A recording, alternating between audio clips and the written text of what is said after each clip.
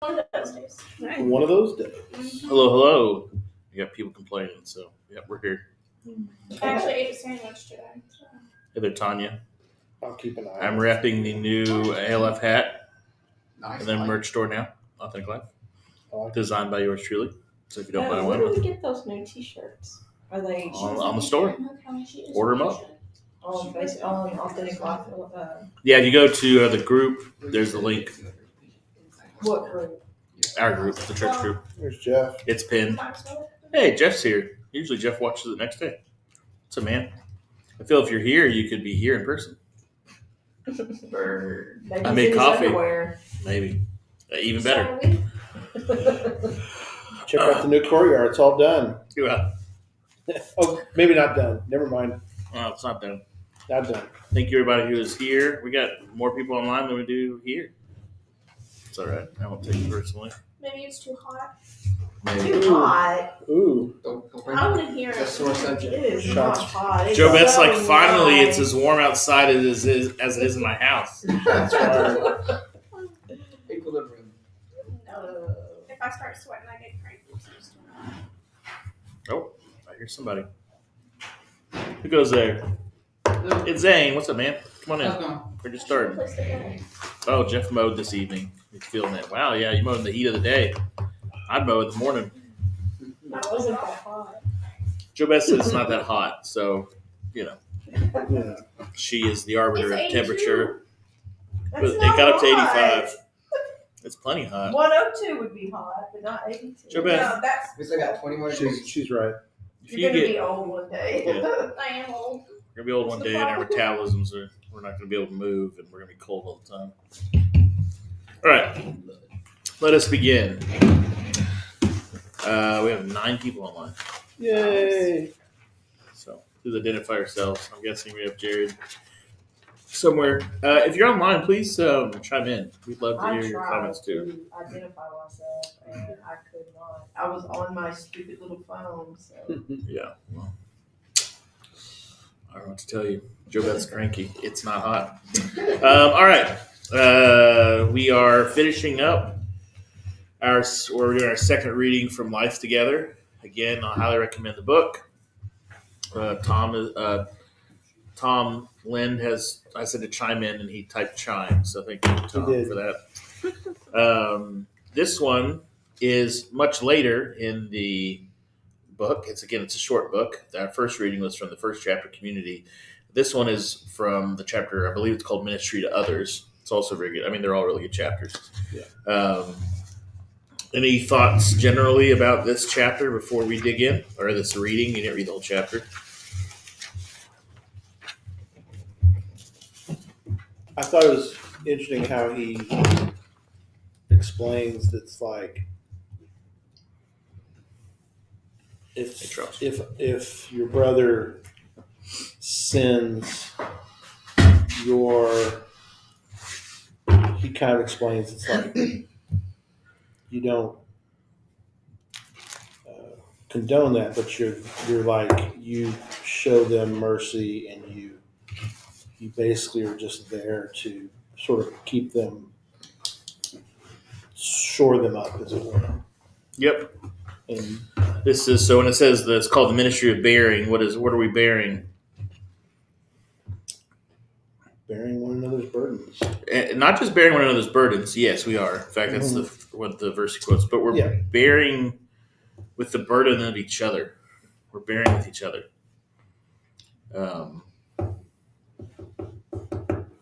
Yeah, one of the reasons I enjoy Bonhoeffer, but particularly in this book, Life Together, is it's very practical. Even though it's like theology and he's quoting scripture and he's very practical. He deals with, it's not like there's some utopia he's talking about. He's like, listen, it's being around each other sucks sometimes. Like last week we looked at how, being around somebody else and their sin, even that we should consider a blessing. It's not something that's easy. Why should we consider a blessing when we have to encounter other people's sins, our Christian brothers and sisters' sins? Why is that a blessing? Obviously, we're not condoning it or whatever. Why is it a blessing? Reminds us that we're loved and by God, and that we have. Yeah. Remind us that we're dirty sinners too, and we need our love and forgiveness. If we're not, I mean, it reminds us how we're all joined by the forgiveness of God. All right, so we're in the ministry of bearing. Let's look at this. Let's see what Bonhoeffer has to say to us. We speak third of the service. So in this book, he has all these different ministries to others. This is the third one. We speak third of the service that consists in bearing others. Bear ye one another's burdens, and so fulfill the law of Christ. Thus, the law of Christ is a law of bearing. Bearing means forbearing and sustaining. The brother is a burden to the Christian precisely because he is a Christian. For the pagan, the other person never becomes a burden at all. He simply sidesteps every burden that others may impose on him. So he's going to talk, he makes a few claims in this first paragraph. He says the law of Christ is a law of bearing. I think we're going to do we get any more into the law of Christ? Does he talk about that later? Oh, yeah, he does. So we'll talk more about the law of Christ in the second paragraph. So I'm going to skip over that now. But he says that bearing, in his mind, is two things. It's forbearing and it's sustaining. What is the difference between forbearing and sustaining? I know forbearing is not a word we use much, so let's say bearing with and sustaining. What's the difference?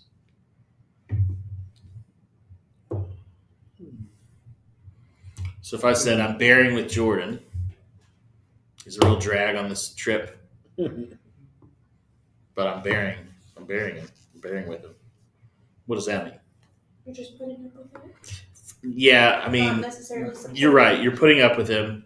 Obviously, Bonhoeffer wants us to do more in bearing than just putting up with. But yes, that's when we say I'm bearing with somebody. We don't really say it, but that's what we mean. We're putting up with them. What does it mean if I said I'm sustaining Jordan? What does that mean? Supporting. Yeah. So, I'm making sure he eats some, Making all those kind of things. So, more of an active. Bearing or forbearing is kind of, that is more of a passive, not passive is the wrong word. That's something, Come along for the ride. More No. non-physical, more of a mental. I don't think it's physical and mental. I'd say forbearing has to do with a negative side of bearing, and sustaining is the kind of positive side of bearing.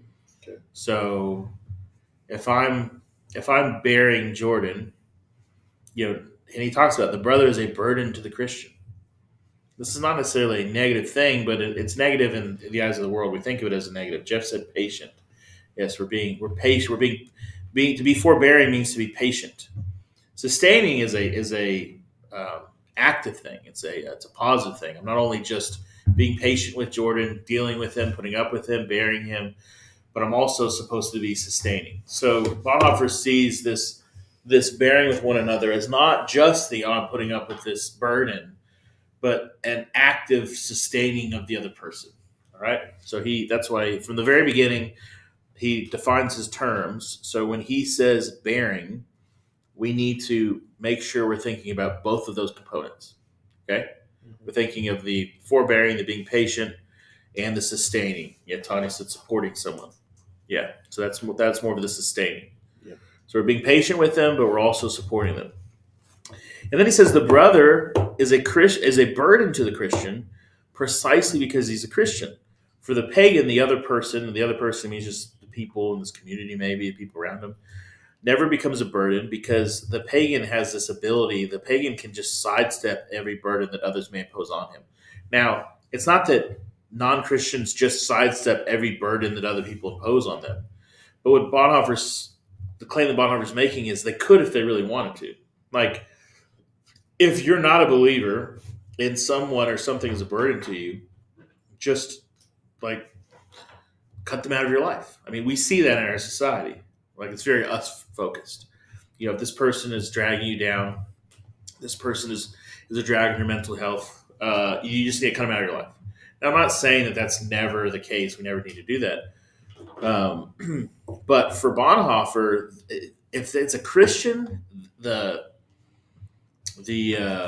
level that would have to get to is going to be would be extremely high.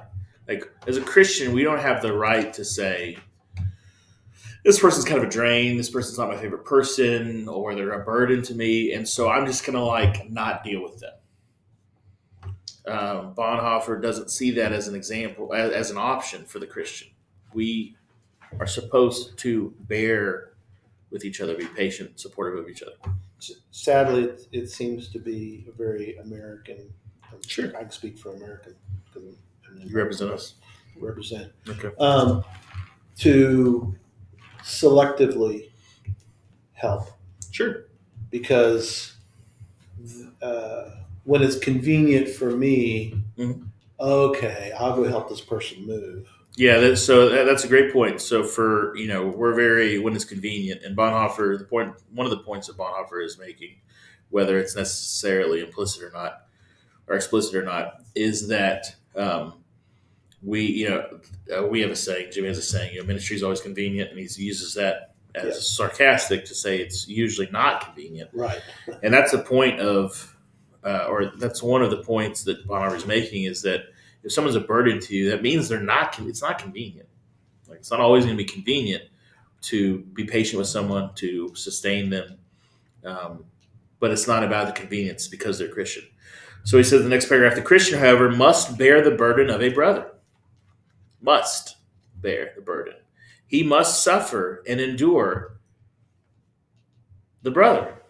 Tom just said, hey, watch my toes. Yeah, I hear you. He's saying you must suffer and endure the brother. Remember, he's writing this while, Nazis are getting power and there's all this stuff, and he's writing about doing life together and living in the seminary with these students, and I'm sure he had to deal. He had to suffer and endure. Eventually, he's going to have to suffer and endure, the concentration camp. But for now, he's talking about suffering and enduring each other. It is only, and this is kind of where he starts to get a little unique. He'll say it is only when he is a burden. Only when he is a burden that another person is really a brother, and not merely an object to be manipulated. Only when they're a burden is that other person really a brother or sister in Christ to you. That when they are a burden, that is what transforms the person from an object to be manipulated, that could be manipulated, into a brother and sister in Christ. How? We'll talk about that in just a minute. It says the burden of men was so heavy for God himself that he had to endure the cross. Okay, so we were a burden to Jesus. Obviously, he bore our burdens. Literally, physically, soteriologically, whatever way you want to say it. God verily bore the burden of men in the body of Jesus Christ. But he bore them as a mother carries her child, as a shepherd enfolds the lost lamb that has been found. So when he's saying God bore us, but how did he bear us as a burden? He didn't just put up with us. What kinds of burdens does Bonhoeffer use as examples of the way that God bore us? Our children burdens? As you see Sarah waddle in here? This baby is a burden, but it's a burden that she carries, with joy. The shepherd that's found the lost lamb and is bringing it back. Those are burdens, but they're burdens that you're bearing because of love. They're burdens you're bearing because of protection. That's the way that God bears us as burdens, how Jesus bore us. And so he says, God took men upon himself, and they weighted him to the ground. But God remained with them, and they with God. In bearing with men, God maintained fellowship with them. It is the law of Christ that was fulfilled in the cross. Remember the law of Christ, bearing one another. That's Galatians 6:2. And Christians must share in this law. He's not talking about the old covenant. He's not talking about the law, the Mosaic law. He's talking about the law of Christ, which is, a little different. We're talking about the new covenant here. They must suffer their brethren. But what is more important Now that the law of Christ has been fulfilled, they can bear with their brethren. So not only are we called to do it, but this is something that's actually possible to do. It's actually something that we can do because of what Christ has done. So when he says, it is only when he, or she obviously, is a burden that another person is really a brother and not merely an object to be manipulated. What does that mean? What could that possibly mean?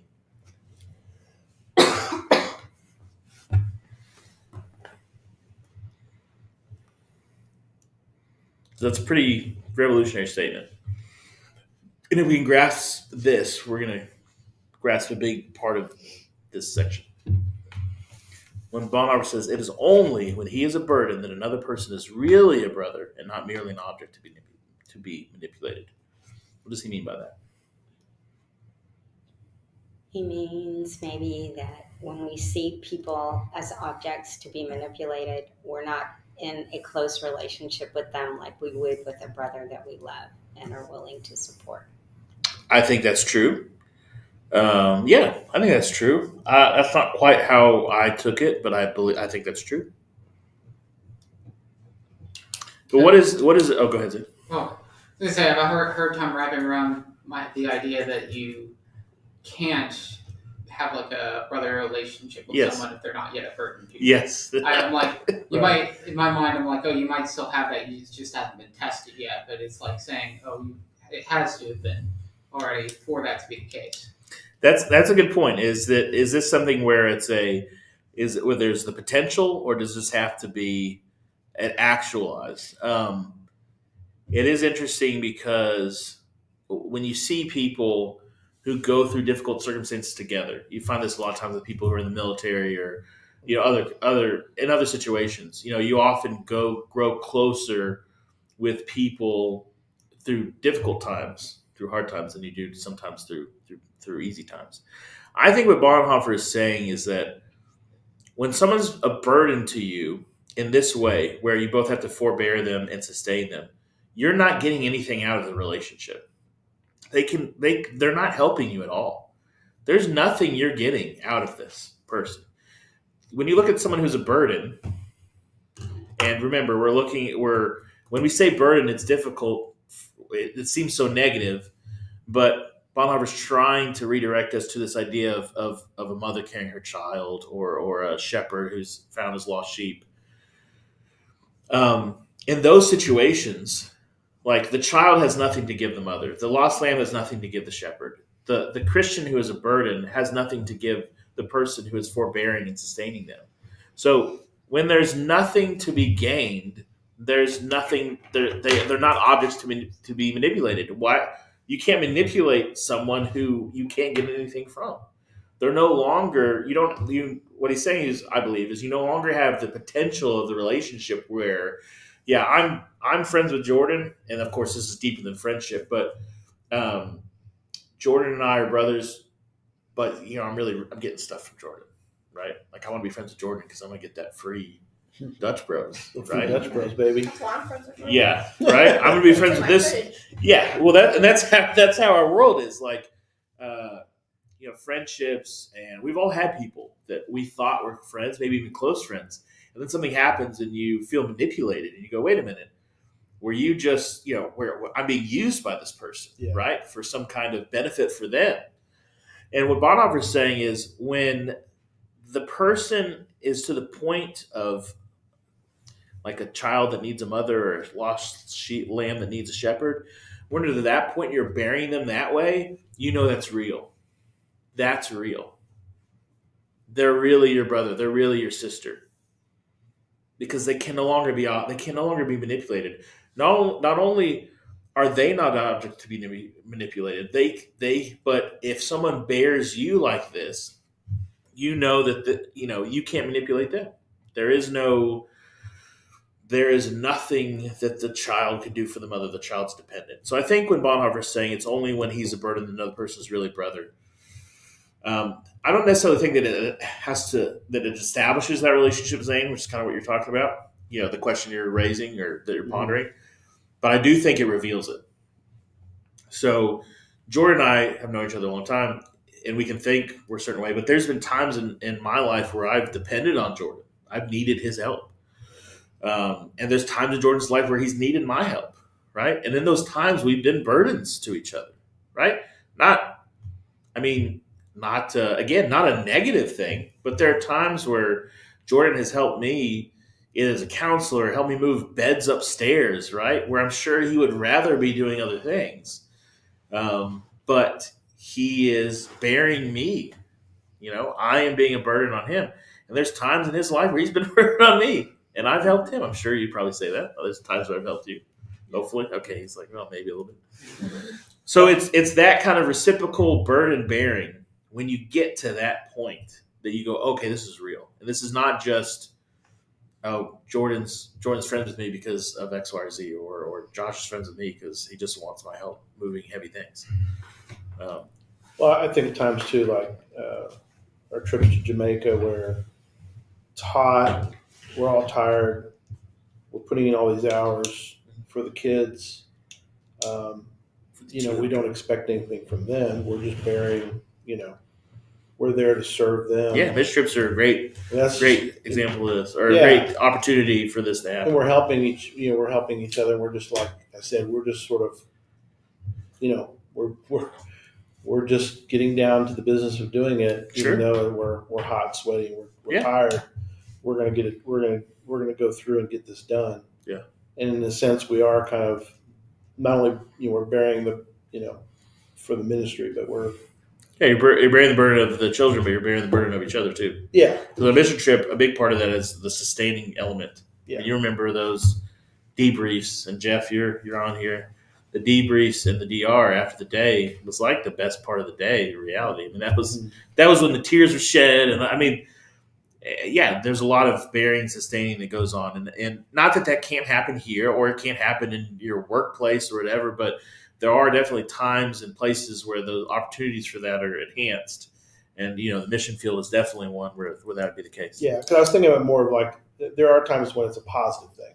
It's 'Cause when we read- what Bonhoeffer's argument is, it's always positive. Right. No, you're right. But sometimes when we see this, we sort of think from a negative standpoint. Sure. It's like, Yeah. okay, this person called me. They're in the hospital. It's 2 a.m. They want me to go. It's like it's always, you know what I mean? We always. Oh yeah. I mean, sometimes- no, I 100%. I mean, it's just like last week when we were looking at somebody sitting and how that's Mhm. that's usually against us. That's negative. And Bonhoeffer, just like that, even though it's later in the book, he's saying not only should we see other people's sin as a positive because it reminds us of how much we've been forgiven of and how much we need love and all that, but he's saying this when a brother or sister is a burden to us, we should rejoice, even though it doesn't say that explicitly. Right. Because in that moment, we are able to fulfill the law of Christ. Right. Fulfill the law of Christ. And we can do it because he's done it. The Bible speaks with remarkable frequency of quote-unquote bearing. It is capable of expressing the whole work of Jesus Christ in this word, this one word. It quotes Isaiah 53, "Surely he hath borne our griefs and carried our sorrows. The chastisement of our peace was upon him." Therefore, the Bible can also characterize the whole life of Christians as bearing the cross. Remember, that's what Jesus called us to do if you want to be my disciple. It is the fellowship of the cross to experience the burden of the other. It is the fellowship of the cross to experience the burden of the other. If one does not experience it, the fellowship he belongs to is not Christian. This isn't constant, but this is saying if this never happens, if you never experience the burden of the other, if you never experience the fellowship of the Christ, you're not in a Christian fellowship. Your club. You're in a club. The fellowship you belong to is not Christian. It's not Christian because this ministry of bearing comes from Jesus Christ. It's what he did. It's what he called all of us to do. So if we're really following Jesus, if we're picking up our cross every day and following him, we are going to experience the fellowship of the cross, which means to experience the burden of the other. And if we are part of a fellowship and we never experience that, the fellowship that you're part of, either you're not really involved in the fellowship very much, or the fellowship you belong to is not Christian. If any member refuses to bear that burden, he denies the law of Christ. Yikes. Mm-hmm. It is, first of all, the freedom of the other person that is a burden to the Christian. Because the other person's freedom collides with our own autonomy, with his own autonomy. Yet he must recognize it. He could get rid of this burden by refusing the other person his freedom, by constraining them, and thus doing violence to his personality, by stamping his own image on him. Stop this behavior. You need to act the way that I want you to act. It's the way some of us were raised by parents, not my parents, because they're in here. But, right? You have your freedom and others' autonomy, and when those collide, there's one thing you can do is get rid of that other. You can get rid of the burden by just refusing that person their own freedom, constraining that person. Yeah, ISIS. Doing violence to their personality by making that person in your own image. But if he lets God create his God's image in him, he by his token gives him freedom and himself bears the burden of this freedom of another creature of God. So he's saying we don't try to constrain people. We don't try to make them more like us or the way that we want them to be. We shouldn't be that way. And thus get rid of the fact that they're a burden to us, right? Instead, what we should do is we need to allow God to make them in his image. I need to let God be at work in Callie's life. As God is making her more and more like him, and God is making her in his image. It's not for me to try and constrain her autonomy, to do violence to her personality, to refuse her freedom, to try and make Callie the way that I want her to be, right? Because it's not about, then I would be God. It's about letting God make that person in his image. Let him make them more like Christ. The freedom of the other person includes all that we mean by a person's nature, individuality, and endowment. All of who they are, all of how they are as an individual, all of what they're gifted with. It also, that's the good stuff, right? But it also includes their weaknesses, their oddities, which are such a trial to our patience. Pointing at me a lot right now. Everything that produces friction, conflicts, and collisions among us. Bonhoeffer is saying we have to let these people be free because God is working on them.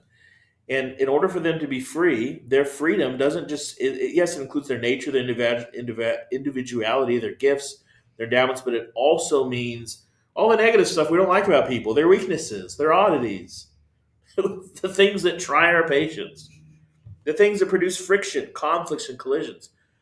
The goal is not to get rid of collisions or conflicts or friction.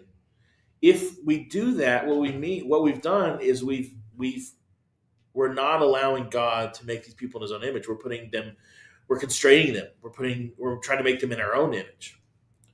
You might have a church that really strives we don't want conflicts. We don't want friction. We don't want any of that. But of course, we don't want that from a standpoint of there's chaos or there's these big doctrinal issues that we can't fix or whatever. But in reality, that's not what usually happens. Okay, we have somebody that annoys us a little bit. Okay, we get somebody that stands a little too close to us when they're talking.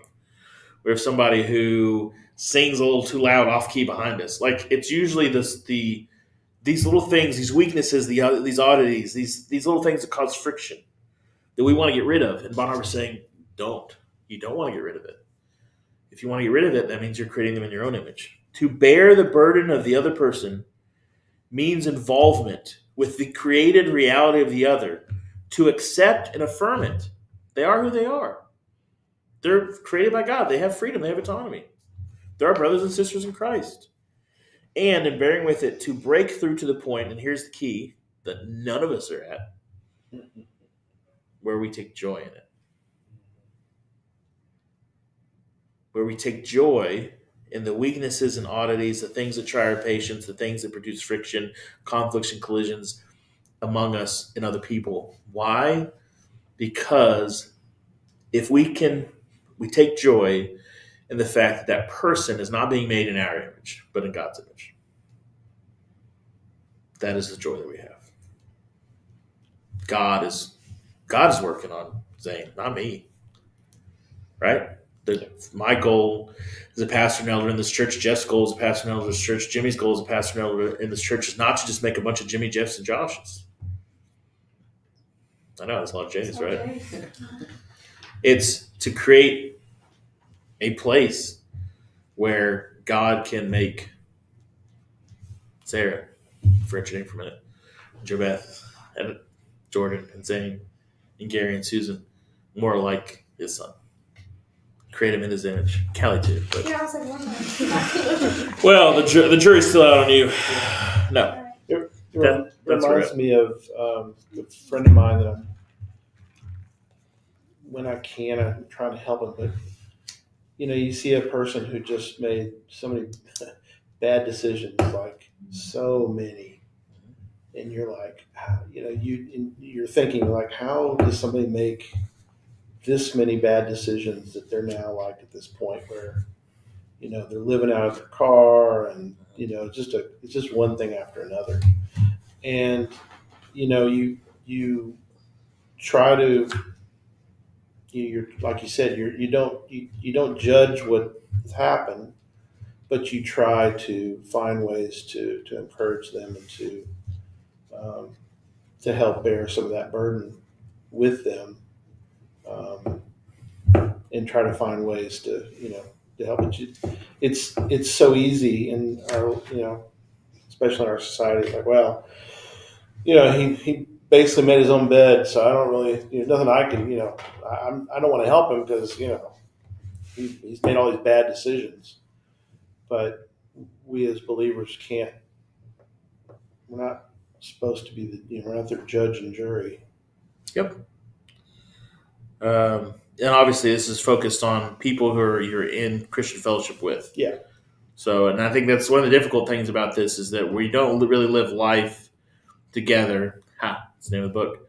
The way that Bonhoeffer is talking about. Yeah. And so, I hope we can recover some of these things. This kind of way of living. Because it's about helping others, but helping other believers. Yeah, helping other believers. That's part of the sustaining thing. But there's also this kind of level of intimacy that Bonhoeffer's talking about that's difficult to kind of live and recreate in this environment. Mm-hmm. We talked about it last week. We're supposed to be vulnerable to each other, but we're not. Yeah. I mean, it's very true. We're supposed to be vulnerable to each other. We're not. And a lot of times when somebody's going through something, they kind of lean out of church instead of leaning in. It's tough. We feel like we need. I mean, there was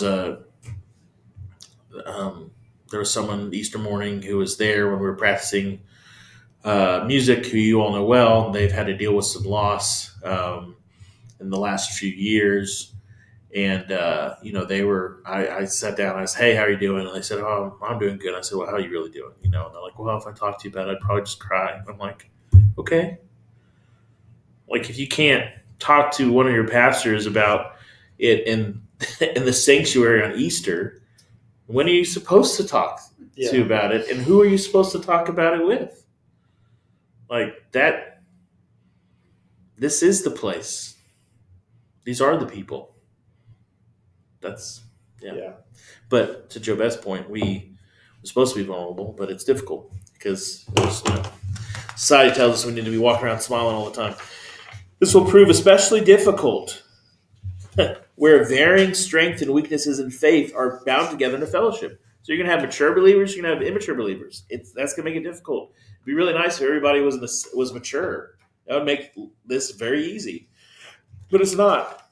The weak must guard against pride, the strong against indifference. The weak must guard against pride, the strong against indifference. None must seek his own rights. This is what Paul talks about in Galatians. He says, for freedom Christ has died to set you free. Only do not use that freedom to indulge the flesh, but through love serve one another.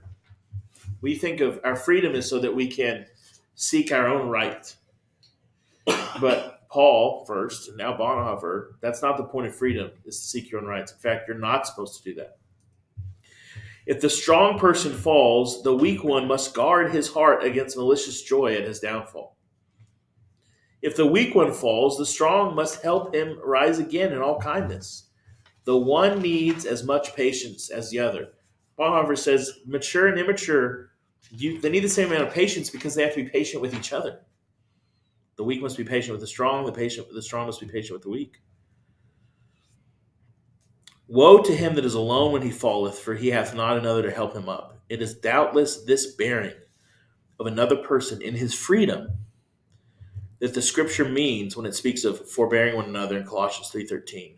And in Ephesians 4:2 it says, with all lowliness and meekness, with long suffering, forbearing one another in love.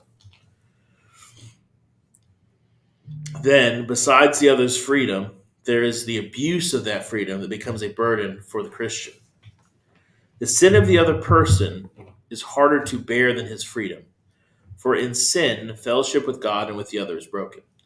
So if someone is just in their freedom being who they are, that can be annoying, but it's not like they're sinning against you, right? There's all kinds of things. I probably do things that annoy every single last one of you. But it's just kind of those are just kind of things like you learn like to deal with. Like, okay. But it's different. That's easier to bear than it is sin, because sin breaks fellowship. Sin breaks fellowship with God. Sin breaks fellowship with each other. Here the Christian suffers the rupture of his fellowship with the other person that had its basis in Jesus Christ. But here, too, it is only in bearing with him that the great grace of God becomes wholly plain. So even though it's more difficult to bear with someone who has sinned against you, broken fellowship with you, broken fellowship with God, it's only by bearing with them that you see the great grace of God. That is how the grace of God becomes most easily or most clearly seen, is when you are being graceful to someone who has sinned against you. To cherish no contempt for the sinner, but rather, Bonhoeffer calls us to do some pretty radical things, to prize the privilege of bearing him, the person who sinned against you, that you're bearing. Which again, doesn't just mean putting up with, but sustaining. That means caring like a child. A mother carries a child, or a shepherd carries a lost sheep. To prize the privilege of bearing him means not to give him up as lost. To be able to accept him. To preserve fellowship with him through forgiveness. Someone sins against you, you forgive them. Brethren, if a man be overtaken in a fault, ye which are spiritual, restore such a one in the spirit of meekness. Galatians 6:1. And then he hits us with this. As Christ bore and received us as sinners, in that same way, so we, in whose fellowship? In his fellowship. It's Christ's fellowship. May beat and receive. I'm sorry, so it's supposed to say bear. We can't beat him though. That'd be better. Let's beat these sinners. May bear and receive sinners into the fellowship of Jesus Christ through the forgiving of sins.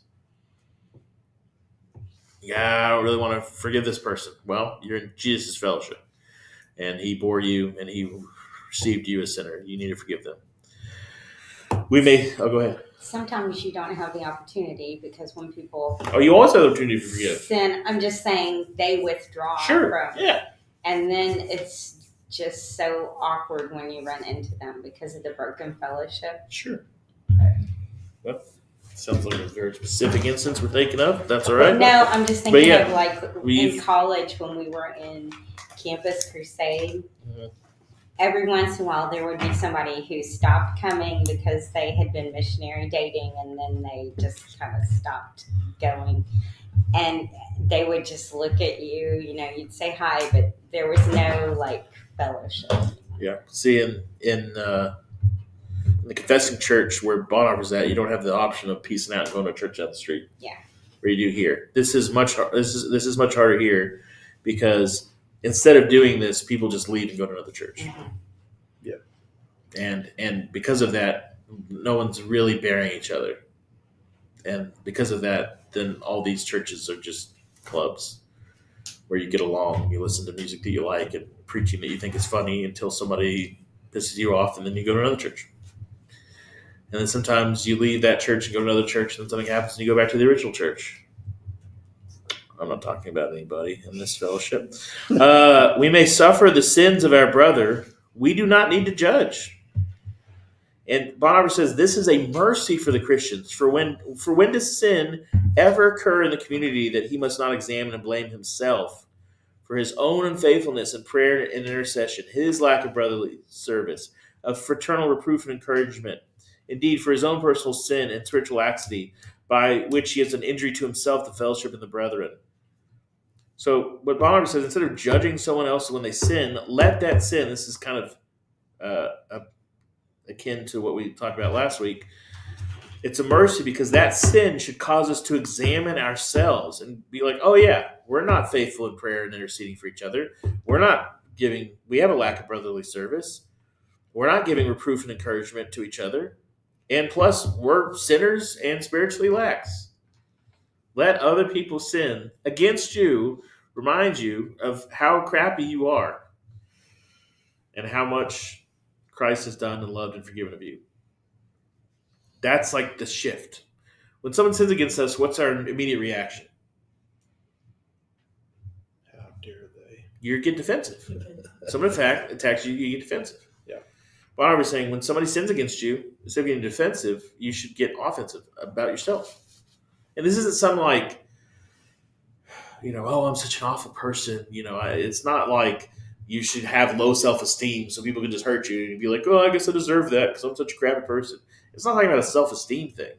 It's saying, okay, this person who I'm letting them be themselves sinned against me, and I'm going to forgive them for it, whether they ask me or not. I'm going to do my part to restore fellowship. But allowing that to be, instead of judging them, allowing it to be the joy and the mercy of reminding of like, you know what? I'm sure there's times in my life, maybe you can even think about it, when I've hurt somebody else and they've had to forgive me. Right? Let us not think too highly of ourselves. He says, since every sin of every member burdens and indicts the whole community. Okay, so it burdens the community because of obviously what he's been talking about this whole time, but also indicts the whole community because it turns a mirror on us and our own sin.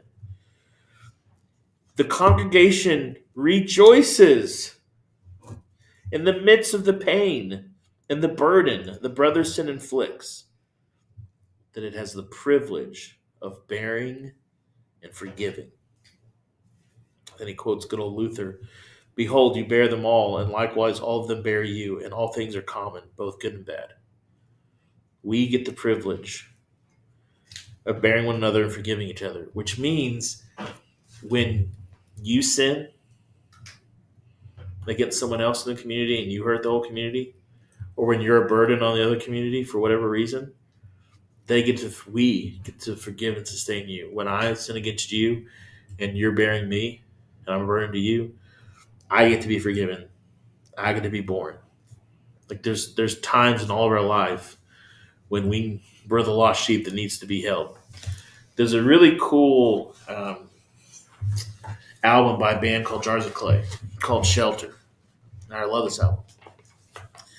And it's about how we are called to be each other's shelter. It's great. I would highly recommend it. When I'm reading this, it's what makes me think about it. The service of forgiveness is rendered by one to the others how often? Daily. It also occurs, it doesn't say it also, but it also occurs without words in the intercessions for one another. What does it mean to intercede for one another in this context? What is he talking about? Intercession for one another. There's another ministry to others that we're not going to cover. If I'm saying I'm interceding for Jo Beth, what am I doing? You're praying. I'm praying for her. So Bonhoeffer says this occurs daily. Without words, it occurs when you're interceding for each other. We should be praying for each other. And by praying for one another, that is the service of forgiveness. Again, for Bonhoeffer, these things are all holistic. So forgiveness is not just not this passive like, oh, okay, I forgive you. It is and I'm praying for you, and not the like Southern Baptist like I'm praying for Cheryl. She got her second DUI. We're praying for her. Not that kind, right? But the like, just as like bearing is not this passive like putting up with, but also this active sustaining. So forgiving is not some passive like, okay, I guess I forgive you, but it's this active interceding, this intercession for one another.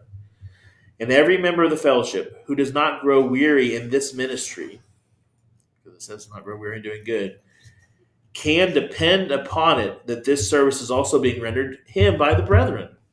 So I'm praying for Jordan. Jordan's praying for Zane. Zane's praying for Gary. Gary's praying for Jobeth. Jobeth's praying for me. We're interceding for each other, right? We're forgiving each other, actively forgiving each other daily. He who is bearing others knows that he himself is being borne, and only in this strength can he go on bearing. It is this reciprocalness. It is the fact that if it was like 99 holy people and one sinful person, this would never work, right? Because it's the 99 holy people that are having to bear with this sinful person. But instead, it's 100 sinful people who are just like sinful and hurtful at different times, hopefully, not at the same time. So we all need this. We all need to be forgiven. We all need to be born. We all need to be interceded for at different times. And so when we do that for others, when we forgive others, when we intercede for them, we bear them as burdens. Not only should we thank God for what he did for us in Christ, but we should also be thankful that there are going to be times, and there have been times, when others have borne us, they've forgiven us, they've interceded for us. So that, for Bonhoeffer, is the ministry of bearing. It is a very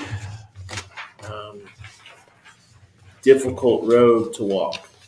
And the reason I chose this, hopefully you understand, it kind of is in partnership with what we read before, as far as how other sins, how the effect that it should have for us. All right, thoughts on the ministry of bearing?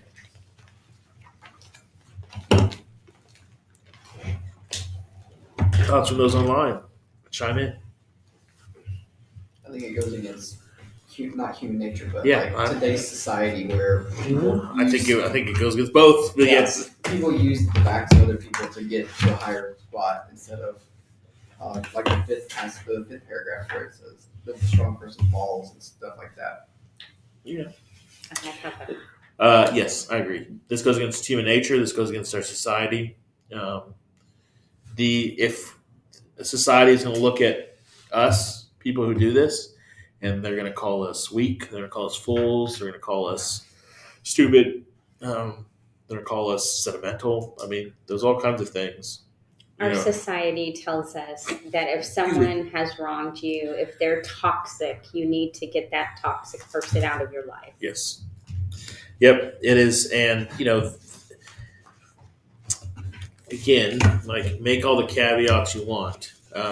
Wherever you go, if you're in a fellowship of believers, they're going to annoy you. There are people who are going to annoy you.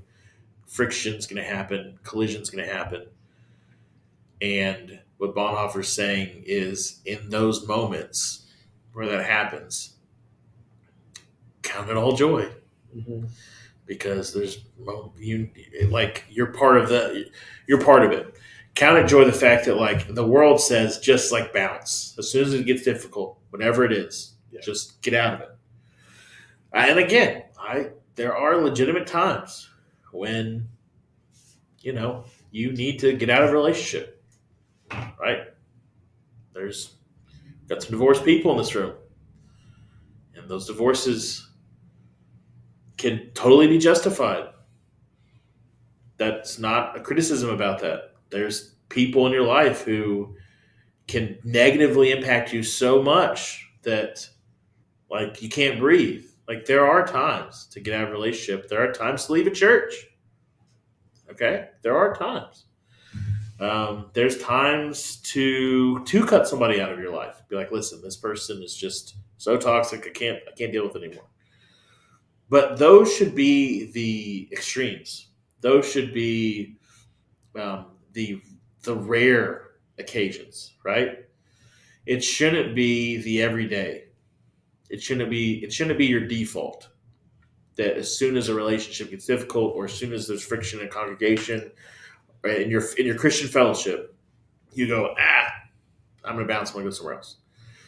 If that's the norm for you, then you're never going to experience what Bonhoeffer calls like true, real Christian brotherhood and sisterhood, Christian fellowship, Christian communion. You got to bear one another. They got to be burdens. You got to let them be them, right?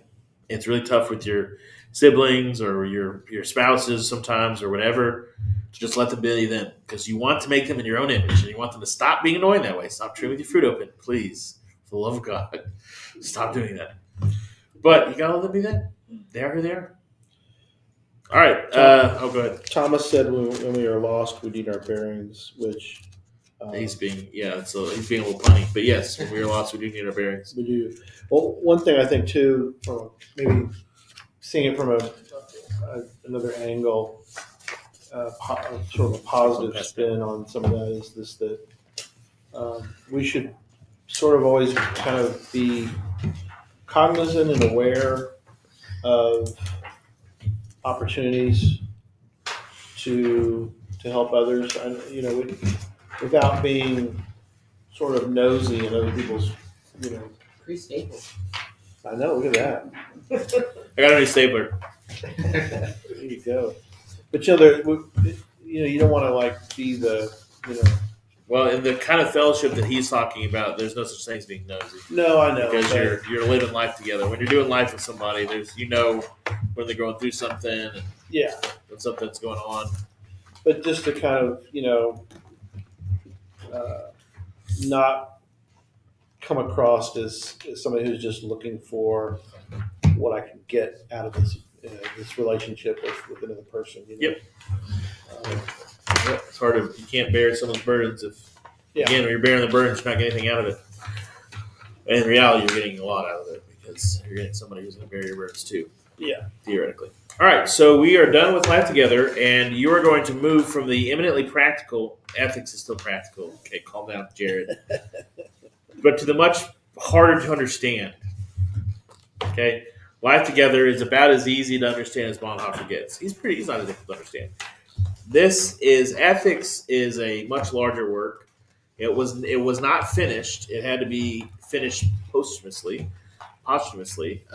after he was never able to finish it. It was actually one of the regrets of his life. But it is actually the only major Bonhoeffer work that I have not completely read. So part of this is we're going to read together.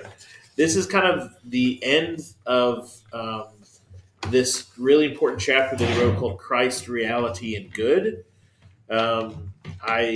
It's about 12 pages. I'd recommend reading the whole chapter. I can get you the whole chapter if you want to read it. There's different translations of it as well, obviously, because I was reading this in my copy of one of my copies of Ethics. I was like, this is a little different, the different translations. But you'll notice in this one it has some German words, which I left in because I thought they were fun. I translated the Latin for you in some of this. But in this Christ, Reality, and Good, he's going to make some pretty important claims. And we're going to be thinking a little bit more theoretically, I guess. A little bit more theologically. We've been thinking really, life together is really practical theology, and ethics is, the study of ethics. So I hope you read it. Give yourself a little bit more time in reading this than maybe you did in Life Together, for those of you who read it in the 30 minutes before you came up here. We'll have 2 readings from Ethics, and then we'll have a couple readings where there'll be from Letters and Papers from Prison, and one of them will just be a letter that he wrote to kind of all of his colleagues. And I think it was in 1943, it was 10 years after Nazism began. And then the very last session we have, there's 2 or 3 letters that he wrote that we're going to be reading. I'm really looking forward to that. Will we meet next week? We'll meet next week. I didn't know because you're leaving. Huh? Because you're leaving. I'm back on Saturday. Saturday, yeah. Yep, no, we're meeting straight through May 13th. So please read Christ, Reality, and Good. For those of you online, I will email you the reading for this week. Thank you very much for everybody who participated. And there you go. You're out 4 minutes early. Oh, these are the new Authentic Life hats. You can find them in our merch store on our Facebook group. Thank you, Jeff, for getting me an early sample because he said, and I quote, I needed somebody with a big head to wear this hat. So I showed my big head in this hat. All right, thank you, everybody. Have a good night. Are we doing summer theology as well?